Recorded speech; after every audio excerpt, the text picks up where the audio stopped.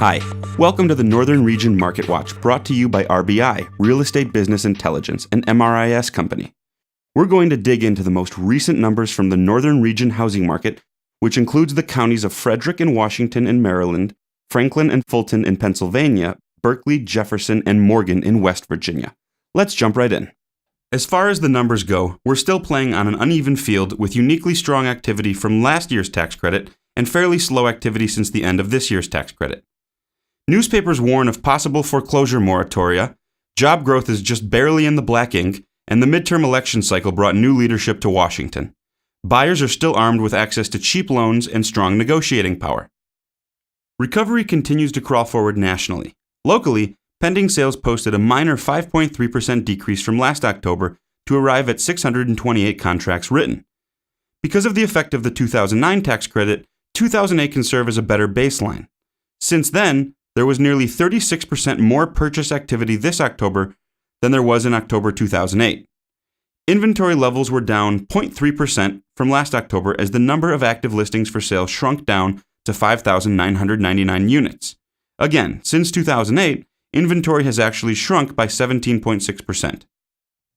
Continue to monitor this metric as it demonstrates the heroic battle between the two most dominant forces in the marketplace: supply and demand. Prices posted a slight 2.2% dip, which likely reflects the mix of homes that closed.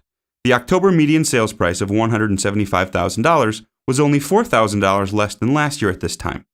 In the face of diminished purchase activity, some could consider that a win. It could also simply mean that, of the people buying homes, more tended to cluster in higher price brackets. Negotiations continue to favor buyers as the percent of original list price received at sale checked in at 89.9%. That was 1.8% down from last year. Private companies are slowly hiring, and seasonally adjusted jobless claims are roughly on par with late 2008 levels. Our recovery is moving slowly, but at least it's moving forward. Consumer spending was also up in the third quarter. The latest GDP growth figures, everyone's favorite light reading, show an inflation-adjusted 2% third quarter growth rate, which barely beat the 1.7% growth rate for the second quarter. We need 2.5% to 3% growth to affect unemployment. We're close, but we're not quite there.